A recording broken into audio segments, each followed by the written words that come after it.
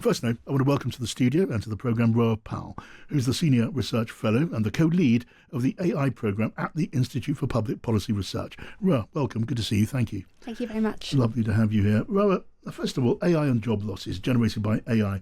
Now, I know this thing could develop in various different ways, but you glance at the thousands, tens of thousands of jobs that are vanishing and at risk in front of our eyes. And it's not alarmist, Roa, is it, to call this frightening?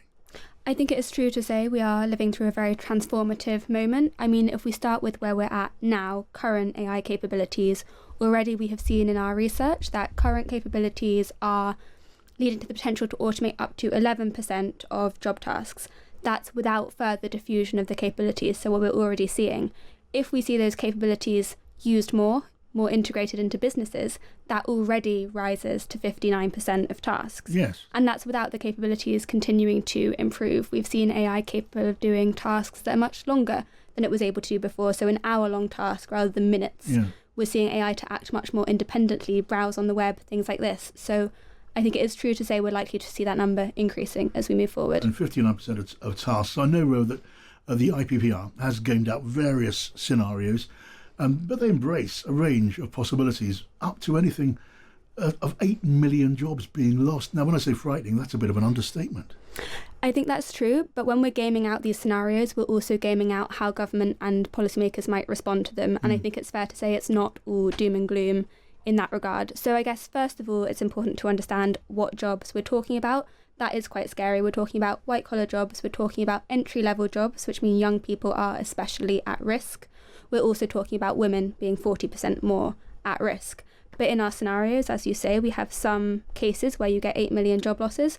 We also have cases where you get jobs being augmented. We have GDP growth, and we have workers seeing real wage increases due to AI increasing their productivity. So I think there are real questions to be answered about how we direct and manage this transition towards AI jobs and who benefits. Is it the big tech companies or is it workers? Right. And look, the companies that have made headlines over the past 24, 48 hours alone, I mean, Amazon and PwC in America, Target and others, we're looking at large numbers of jobs being shared here. And we are just at the early stage of the transformation, the revolution that is coming. And, Ro, that's going to accelerate, isn't it?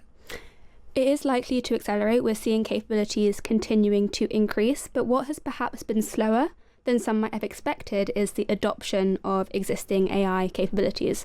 So our current government has a strategy on artificial intelligence, which is very much focused on kind of accelerating uptake. And I think what we're kind of calling for at the IPPR is, why can't we direct this towards places where it will kind of be more helpful and have less of these immediate cliff moments for workers? So how can we accelerate adoption at smaller companies? The names you mentioned are all big corporations who have the resources.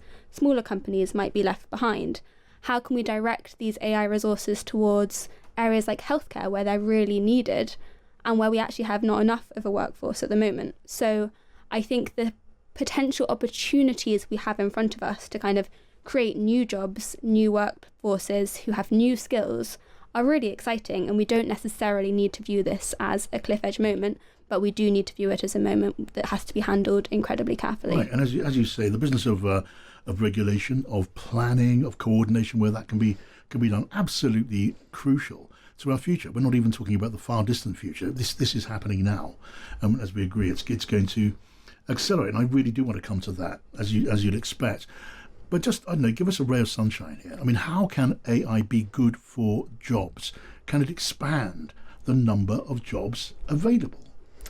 I think there are definitely areas in which we can see new jobs being created by AI. So if you look at a cost of other jobs elsewhere in the company or the sector? Potentially, I think a useful framing for this is, what does good work look like for people? What do people get most meaning from in their work? There could be a world in which AI automates all the fun bits of our jobs. I don't think that would be great for people. But there's also a world in which AI can automate a lot of those menial tasks that people don't enjoy, freeing up their time to focus on the bits of their work that they find most meaningful and that deliver most public value. And you can see that being of huge potential in areas like the NHS, where you can kind of improve diagnostics for things like cancer, but also free up doctors' times to kind of engage with patients on that one-to-one level. So that potential is there, and there's also potential for whole new sectors to emerge. We're seeing growth in some sectors, whether it's green jobs, AI jobs, so interpersonal jobs, jobs where communication and personal skills are really important.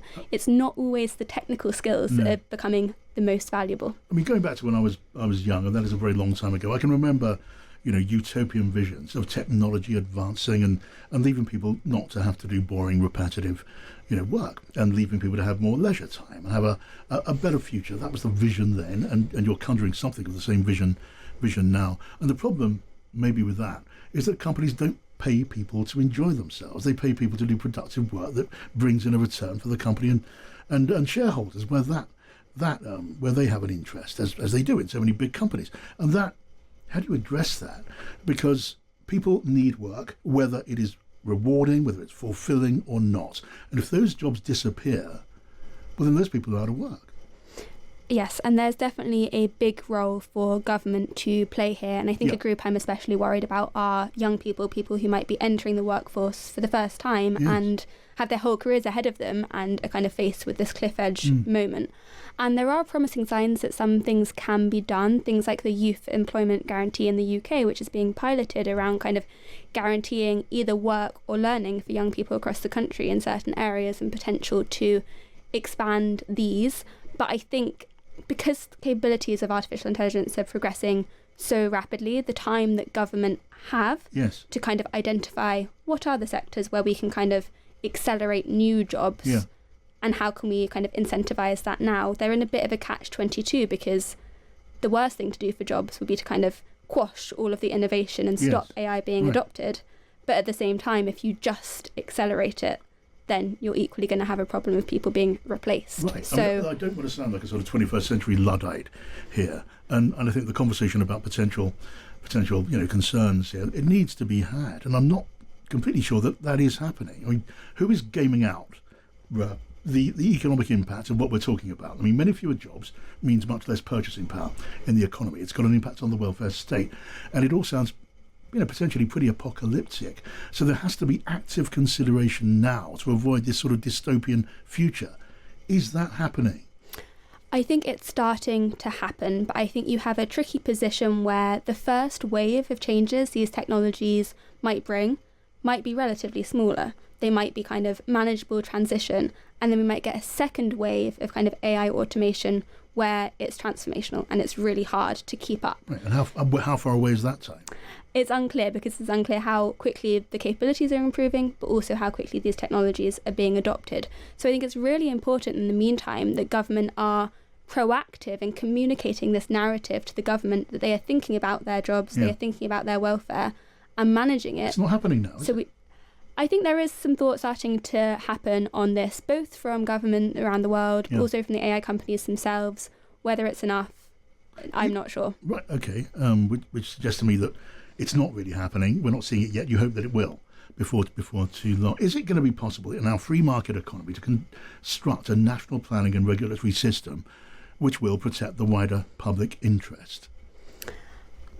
I think one of the things we have to consider here as well is this is a global technology. Indeed. The UK's stake in that technology as things stand are relatively small. So the regulatory levers that we have to pull on in the UK, when we're talking about big companies largely based in the US with some in China, are not that huge. So we have to kind of game out this system quite carefully so that we can manage the transition, regulate to protect workers.